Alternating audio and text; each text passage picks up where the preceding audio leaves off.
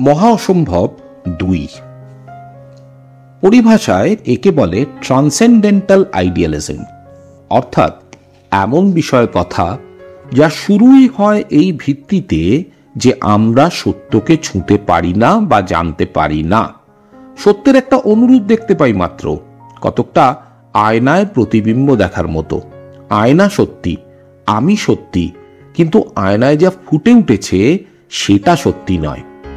এখন এই প্রতিবিম্বকে ভিত্তি করে নেওয়া শারীরবৃত্তীয় সিদ্ধান্ত বা দৃষ্টিগ্রাহ্য সিদ্ধান্ত সত্যি হয়তো হতেও পারে, তবে তার অন্তর্মন, তার আবেগ, তার জ্ঞান কোনোটাই সত্যি নয়। সত্যি অন্বেষণে আমার বহুদিন আগে দেখা একটা সিনেমার দৃশ্য মনে পড়ছে, হাসির দৃশ্য। আগে দৃশ্যটা মনে করিয়ে দিই।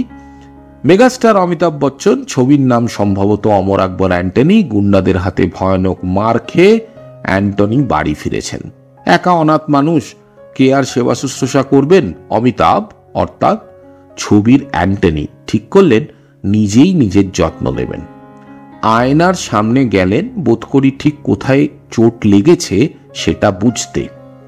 ব্যান্ডেড, মার্কিরক্রম, তুলো এই সবেরই ব্যবস্থা বাড়িতে রয়েছে। কেবল তিনি ভয়ঙ্কর নেশাগ্রস্ত।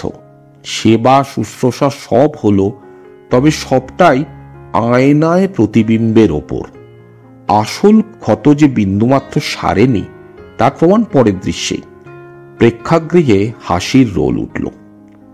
আসলে আমরা সারাদিন এই কাজটাই করে চলেছি। পশ্চিমী দার্শনিকদের মধ্যে প্রথম চোখে আঙুল দিয়ে এটাই দেখান ইমানুয়েল কান্ট। আমরা সত্যের একটা প্রতিচ্ছবি দেখি মাত্র, সত্যের উদাহরণও বলা চলে, যেটা সত্যের মতোই দেখতে তবে সত্য নয়।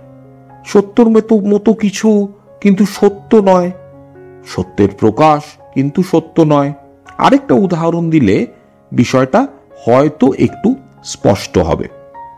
ধরুন, এপার ওপার দেখা যায় এমন একটা কাঁচ, সেই কাঁচের বাইরের দিকে একটা কালির দাগ লেগেছে। এখন কাঁচ যেহেতু নিশ্ছিদ্র, তাই এই কালির দাগ মুছে ফেলা খুবই সহজ। একটা শুকনো কাপড় হলেই কেল্লাফাতে। সেরকম কাপড়ও আছে আপনার হাতের কাছেই, কিন্তু বাইরের দিকে যাবার উপায় নেই অথবা জানা নেই। এখন দাগটা আপনি চোখের সামনে স্পষ্ট দেখতে পাচ্ছেন, অর্থাৎ সত্য। ভেতর থেকে প্রাণপণ কাপড় ঘষে ওই দাগের কি বিন্দুমাত্র মোছা যাবে? বিষয়টা কতকটা সেরকম। এরই নাম ট্রান্সেন্ডেন্টাল আইডিয়ালিজম।